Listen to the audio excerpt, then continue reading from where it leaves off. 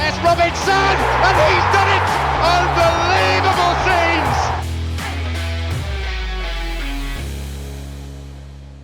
After a weekend in which Leeds United picked up their second win of the season, the Whites prepare for the visit of Manchester City this Saturday. And on today's show, we're going to be rounding up the week at Ellen Road and previewing Bielsa v Pep on the touchline.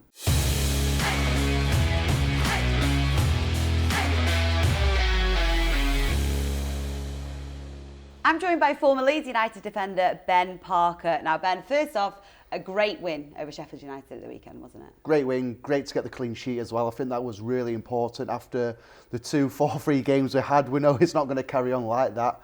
But no, the way we grinded out the victory, Illan Meslier, let's talk about the 2 saves, world-class saves. But players like Stuart Dallas come to the forefront, Liam Cooper, Robin Koch, 2 centre-halves, getting that first clean sheet like I mentioned. But Patrick Bamford, 88th minute, is in the middle of the goal. Yes, comes off his nose, but all counts when it hits back of the net, so great result. Absolutely, and obviously exciting weekend ahead, the visit of Manchester City. How do you see this game playing out, Ben? Yeah, just a small matter of Pep Guardiola and his boys rolling into town, but these are the games where you sit back and realise we are actually in the Premier League. I think going to Anfield, that takes care of itself in the first game, and then the 2 following, Fulham, Sheffield United. We've had quite a few battles with them of late in the Championship, but when you get Manchester City, the big names rolling into Ellen Road, of course it's so disappointing there's going to be no fans again here, but no, it's so exciting, just the battles all over the pitch, the 2 styles very similar, but the world-class players that Manchester City are bringing. So look, we've got off to a great start, so almost like a free hit against them. Not many people expect us to get anything, but I'm sure we're quietly confident if we play to our capabilities. They're a bit frail at the moment at Manchester City. Absolutely. Well, we will chat more in depth about that whole Pep v Marcelo battle that's going to be taking place. But outside of the first team, Leeds United women's team, their first win of the season. Yes, and we spoke about last week about new signings coming into their squad. Might take a bit of time for him to adjust, but no, same to the boys as well and the lads, where you want to get off that first win early part of the season, and they've done that. They've got some really attacking threat going forward of the ladies, and look, it's going to be an exciting season for them. And the under-23s as well, of course. Sam Greenwood scoring his hat-trick against Sunderland. Yeah, I was delighted for Sam Green. Delighted for Mark Jackson as well, making that step up from the under-18s, getting his first win as well, the under-23s coach. But no, they played really well. The most complete performance so far this season. The week before against Wolves, played well first half, second half not so well, but as a complete performance, we played some excellent stuff. We certainly did. Right, next up on the Leeds United show, we're going to chat to former Leeds United goalkeeper Paul Robinson and get his verdict on Illan Meslier's performance at the weekend.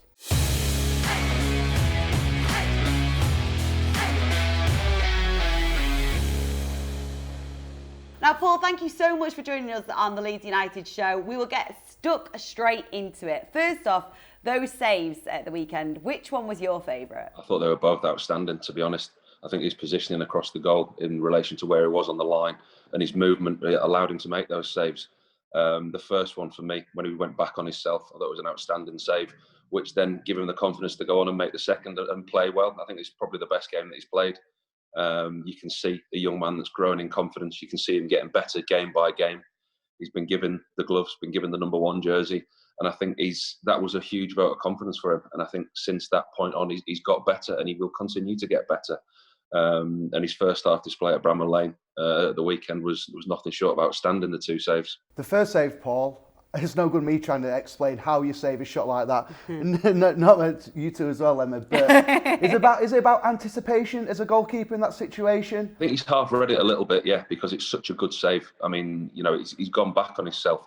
What was really impressive, but what people won't pick up on is his relation to his distance to his line, because a lot of people get dragged too far out or too far back. If he's not exactly where he should be in relation to his line, the ball either goes past him or he tries to dive across his line and it's out of reach. His awareness of where he is in the 6-yard box, for me, was what was outstanding at the weekend, which helped him make both of the saves. But the first one, like you say, it's come across from his right-hand side. So he's had to transfer his body weight across the goal, and then he's been able to go back across almost full length and make a fantastic save. Both saves were really impressive. Paul, he's only 20 years of age, so he's so young. In your opinion, at what age are goalkeepers hitting their peak these days? Do you know what? You see different goalkeepers hitting peaks at different times, but you say he's only 20. But, you know, he's only played 30 games in the French second division before Leeds took the chance on him. The recruitment at Ellen Road, once again, proves to be successful. I mean, they've paid $5 million for what looks to be a potentially top-class goalkeeper. When you look around the leagues, there's Ramsdale that's costing $18.5 million. Chelsea just spent $22 million on Mendy. And then you go to the other extreme with Kepa and Alisson, 70, 60 odd million. It looks like a real bargain for a goalkeeper of his quality. He's not done a lot wrong since he's come in, at the end of the Championship season last season. And he seems to have grown in stature since his debut against Arsenal. He's grown in stature. His performances have grown. And what's impressed me is his shots to save ratio. I mean, I think it's in the high 70s. I think it's about 78%, which is going to be really, really important for Leeds going forward. And going forward, also made a great start, 2 wins out of 3 in the Premier League campaign. What have you made to the start? I think the pleasing thing was the clean sheet at Sheffield United, because, we can all get carried away with a great performance at Anfield, but, we still conceded 4 goals and had 3 shots on target and got 3 goals. But, Leeds, everyone thinks Leeds were back and the performance and everything else. But what's really pleased me was the defensive performance at Sheffield United. The way that the managers clearly thought, we've shipped too many goals. That's an area that we're going to look at. I think if the Fulham result at home, if that was a 4-1 result and it was a convincing win, I don't think there'd have been an issue. But obviously, shipping goals is going to be a problem. And the way that we play, we're open, we go forward. There are going to be times this season when we will concede a few goals. But if they keep playing like they are doing in the final third of the field, that they'll have no problems this season. I've been really impressed with the way that they've started, and especially Patrick Bamford as well. I think a lot's been said about the not taking chances, and Leeds need a number 9, somebody to take over the goal scoring charts, if you like. But he's been brilliant this season. He's really taken on the mantle. The manager's given him a vote of confidence, and his performances as well as his goals have been fantastic this season. So it's a great start to the season. If they are to bring in another striker, they've got the work on their hands to get the number 9 jersey off him, because he's the man in the possession at the moment. He certainly is. And in your opinion, has anything surprised you? Obviously early days, Paul, but has anything surprised you about Leeds in the Premier League? No, I think it's just been nice to read and listen to other managers and other people in the media to talk about Leeds in the light that they have done as well. Somebody as respected as Jurgen Klopp in the game, you could see the respect that he had before the game for Marcelo Bielsa, and after the game it was even more. And you could see his reaction after the game. Wow, what a game! What a tough team to play against. There's not many teams, if any, will go to Anfield this year, dominate possession and have more tackles. Leeds did to Liverpool what Liverpool do to other teams.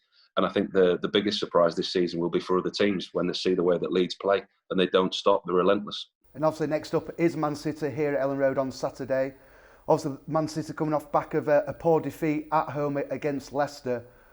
How's this game going to play out? Are you expecting a big reaction from Pep's team? Is it a free hit for ourselves? Well, it's always going to be a free hit when you're playing the likes of Manchester City. Nothing's expected. But Manchester City coming as a wounded animal is a different proposition.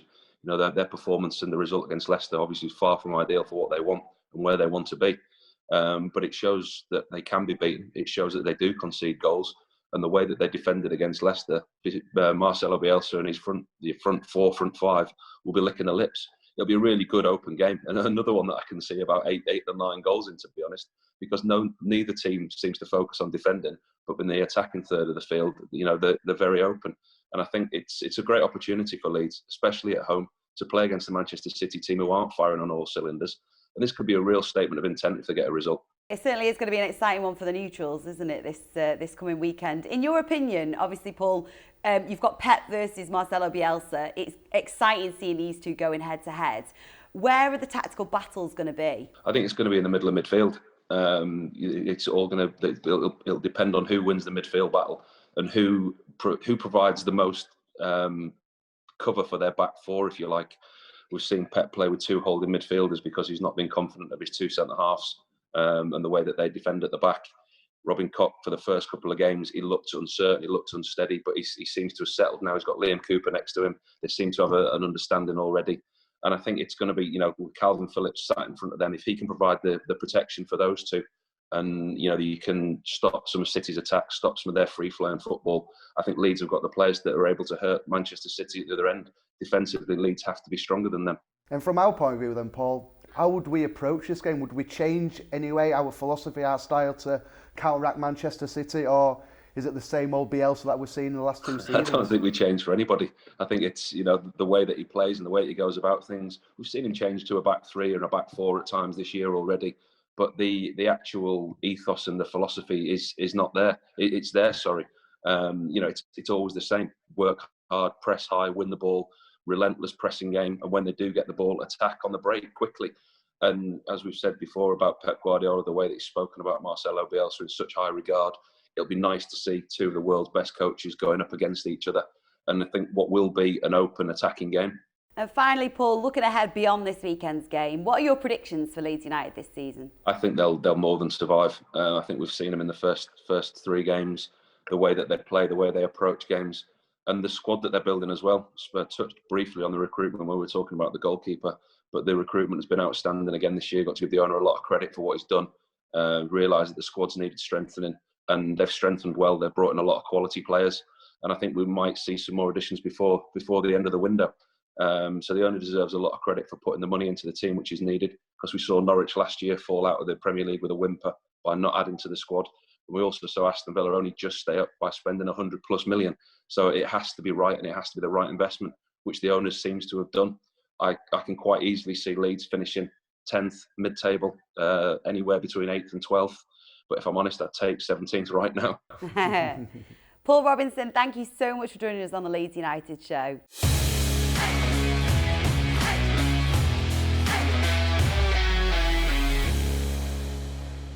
This Saturday, Pep Guardiola faces the man he described as special and top of the list in terms of managers across the globe.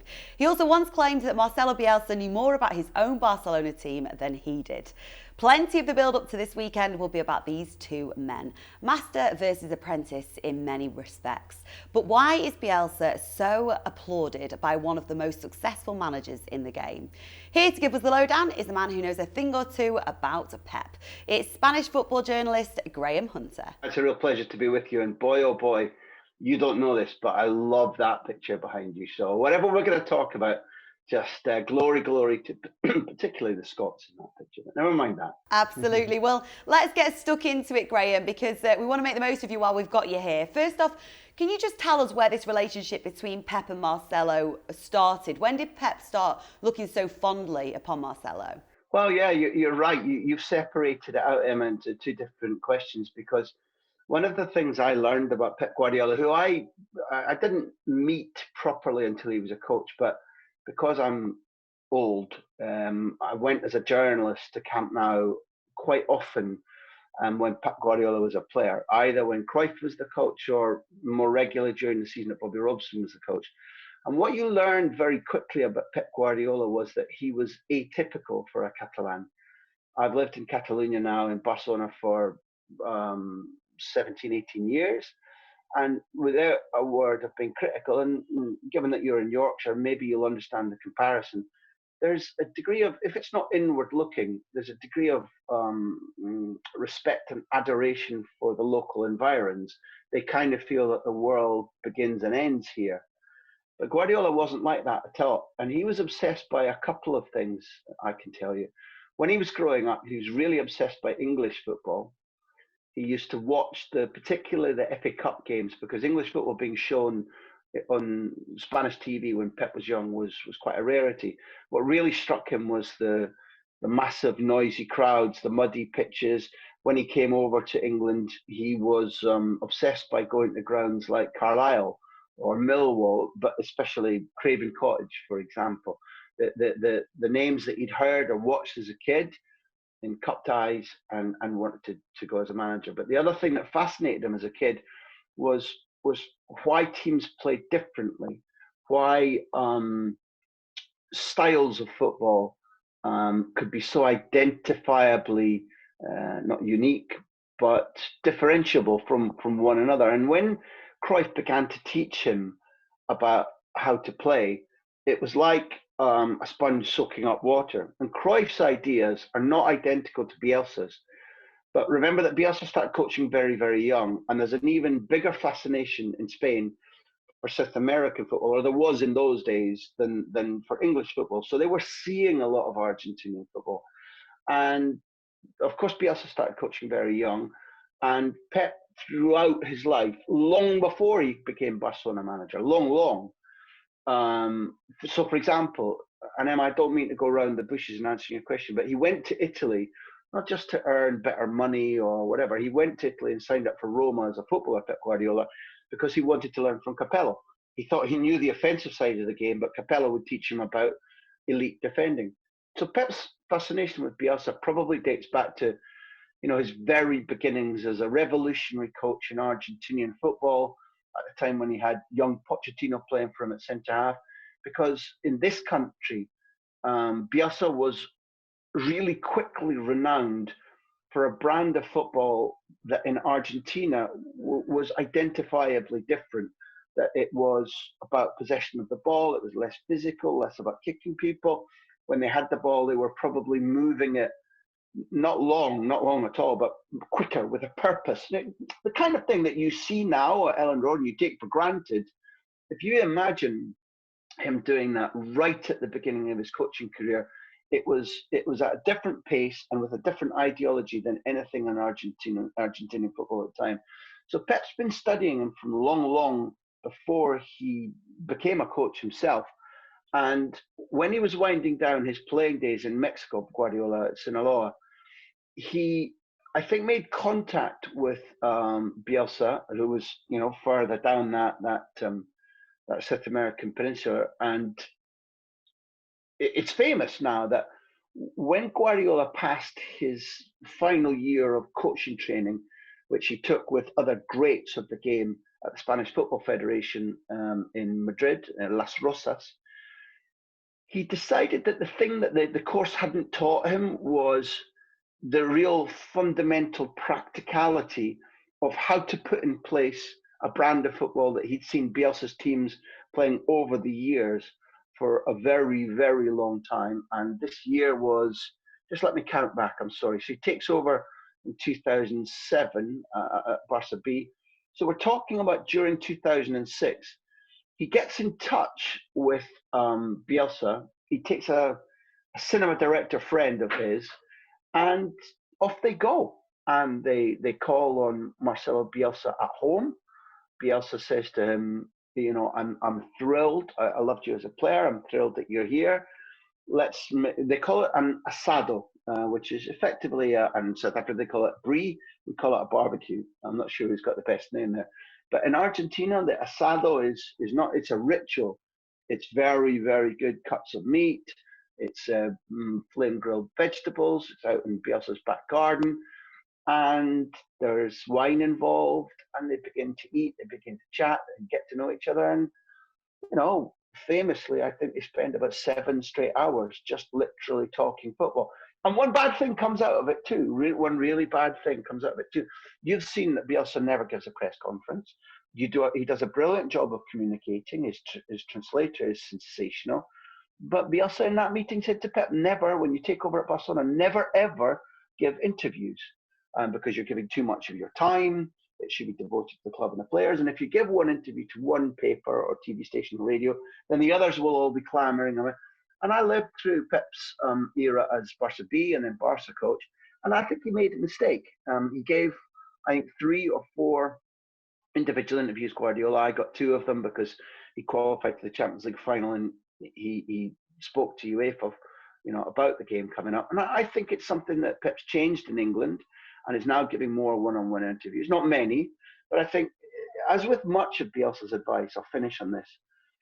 If you take it in its pure sense, it might guide you right. If you adapt it and water it down, then maybe you'll get something special. And that's how the relationship began. So, Graham, from what you're saying there is obviously a lot of similarities between Marcelo and Pep. Is that true, or is there a lot of differences when you look at more tactical and what they try and achieve between each teams? The first thing I'd draw a conclusion on here to your question is that they're really similar in intensity.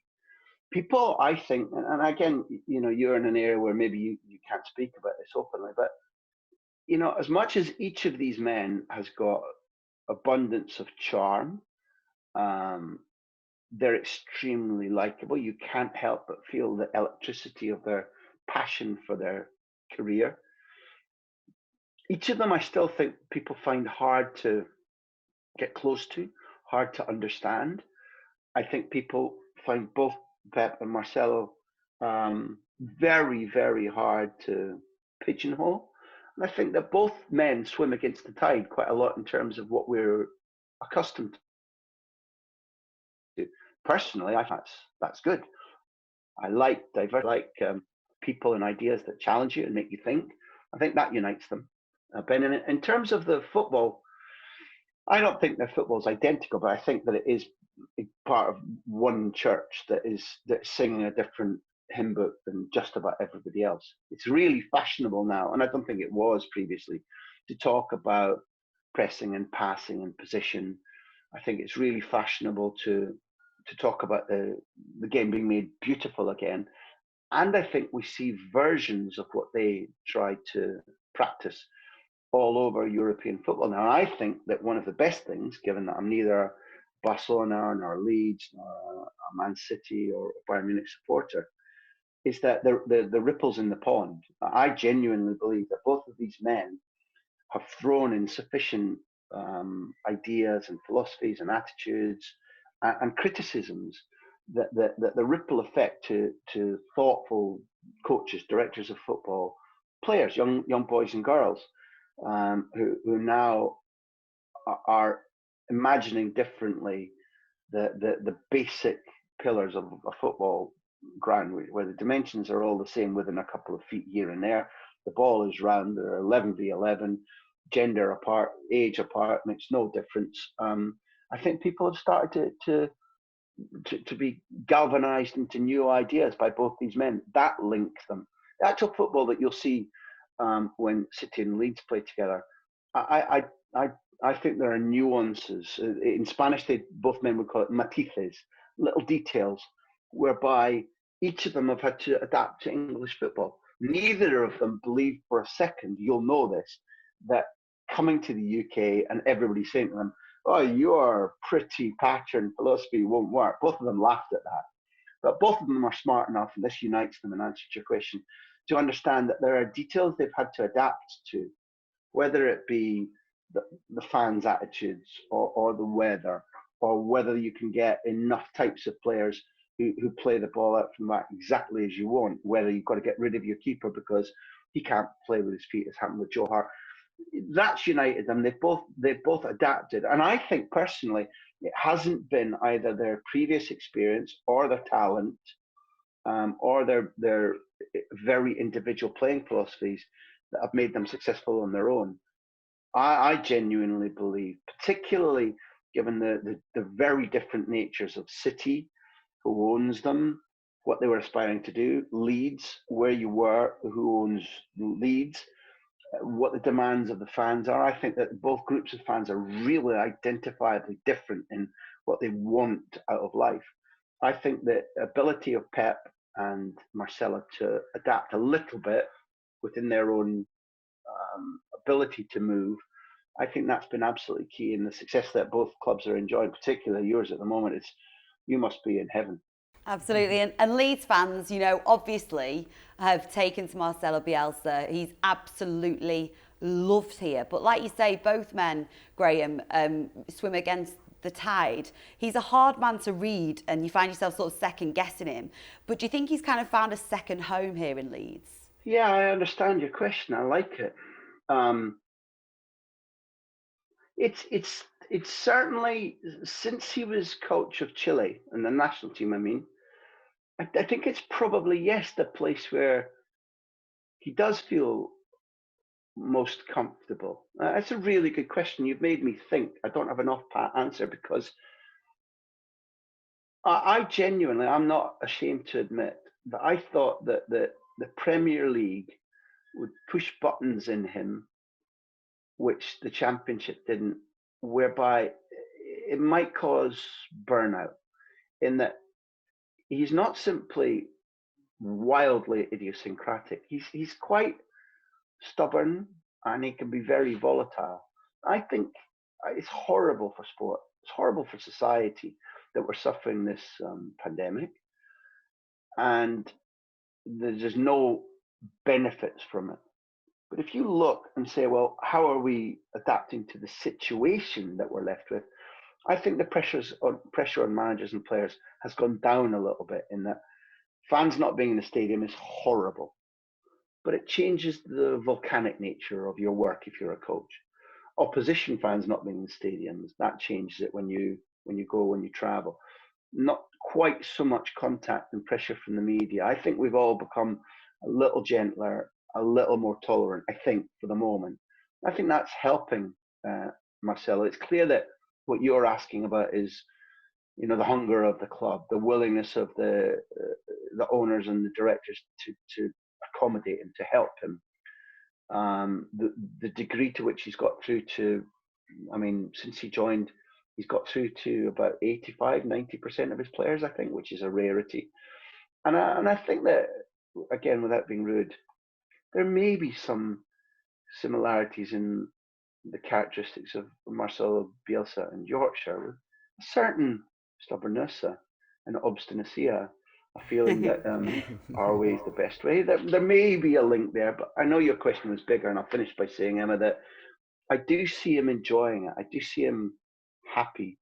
And if you look at what happened at Marseille, where the world was on top of him, where he asked his translator outside for a fight because he thought that was the way to solve their problems. Not because he'd lost his temper completely. He went like, well, obviously what we do in this situation, we take our jackets off, we go outside and we punch ourselves out until the winner stands up, and there's the argument sorted. Now, there have been times in the history of both Leeds United and the Premier League where attitudes like that would have boiled over sooner than now. So I think a strange cocktail of circumstances have probably resulted in him being, you said second home. I think he feels comfortable and content. I also think during his career that separates him from Pep Ben, you talked about Hazel Lincoln, Marcelo Bielsa hasn't had the trophies or the widespread recognition that his work probably merits. And I would admit that if I was a club owner, I'm not certain of whether I would hire him or not. There are certain clubs you would go to and say he's a perfect fit. Certain clubs, definitely not. So it has been a propitious landing for him.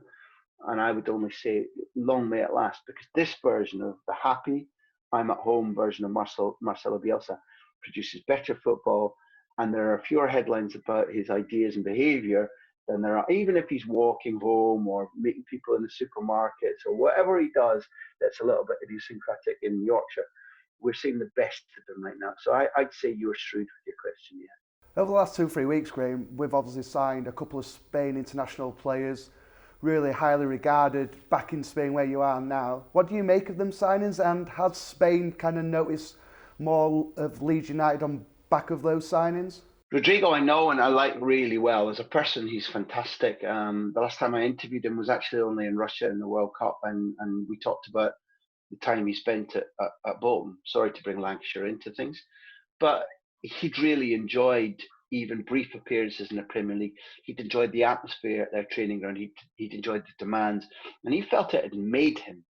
Now, I didn't believe after the rubbish that he's been through at Valencia, it's been a really, really bad time for the club.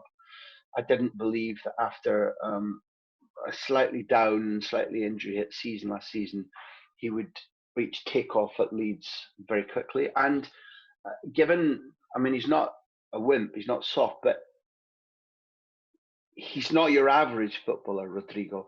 I thought that Marcelo talking about him after the game and saying, well, I had my ideas about taking him off, because every sub who comes on and they gets taken off, doesn't matter who you are, you're going to be angry, it's going to hurt. So Marcelo saying, I made a mistake, that will matter to Rodrigo. But I guess you were asking about wider concepts. I think he's an extremely good athlete. I think he's a very technically able footballer. He's a cousin to Thiago and Rafinha at Liverpool and Barcelona at the moment. His two cousins. His uncle was a World Cup winner for Brazil in the States. And the one thing that's dogged him a little bit throughout his career is that it's not that he's a poor finisher. When he's on form, I think he's a perfectly acceptable finisher, but he's so generous. He has always thought about the team, the win, the other guy, his priorities. I think that if you're like that and you guarantee that you're going to get 10 to 15 goals a season, you're fine. Because he's not a striker who lives off 25 goals, 30 goals a season. How can I be the Pichichi or the Golden Boot? That's not him.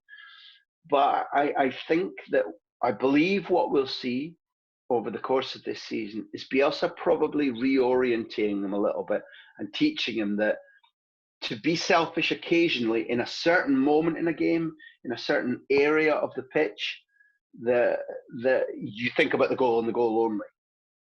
Now he's capable of playing wide for you, and I don't think he's your out-and-out 9. I don't think that'll be the conversion, but I believe that he's with the right coach. I think that were there fans in Ellen Road every second week, I think he'd be, if he isn't your player of the year, he would be your sort of hidden player, fans' favourite, because he will always give you everything. He's a really decent human being, ultra likeable, honest, a great representative of the club. But footballers are paid to do their jobs. He needs to get more goals. I think that can happen. It might not be looking like it right now, but once he's fit and once he's Bielsa-fied, do you use that verb? We will now. Have I Bielsa-fied, I like it, Graham. Once he's Bielsa-fied, I think at the end of the season, let's not review this in November. Let's maybe start talking March, April, May. I think you'll be saying, yeah, we now see what you were saying. And if he doesn't get the goals, then that'll be regarded as an under par performance, fine. But I think he will. I think his goal total will go up this season. And as such, I think he'd be a useful buy. Llorente can play. I watched him at Real Madrid until recently. I've watched him at Real Sociedad. Again, I'd be a liar if I didn't admit that on La Liga television over the last few months, I've been saying Real Sociedad's defence is a little bit soft. Llorente, for example, coming forward with the ball is pretty good.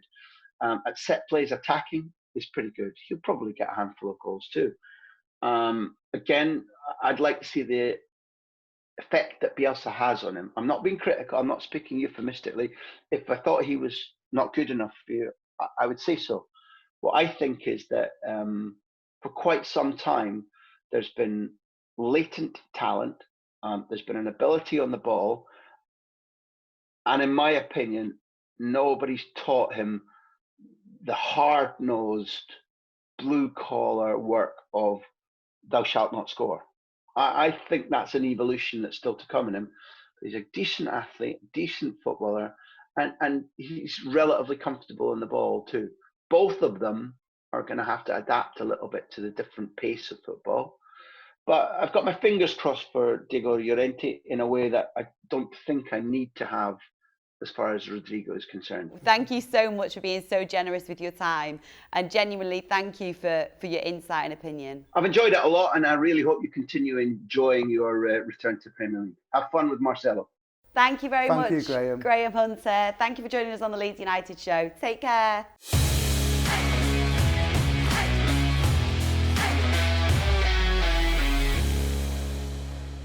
How incredible was that, Ben? I think I'm only gutted that I wasn't in that back garden with Pep and Marcelo having that barbecue. Can you just imagine us both been pictured there having this great barbecue with those two legends? Unbelievable. But it's going to be a great battle. It's going to be a great show. What's going to happen on Saturday? For him to talk about the in-depth analysis about both of the guys, obviously he knows Pep really well. I thought it was fascinating listening to his insightful stories on both those guys. Wow, I could listen to him speak about football all day long. It was incredible. Thank you so much for joining us on the Leeds United show. Keep your eyes peeled for the big match preview and, of course, full coverage as Leeds United take on Manchester City this weekend.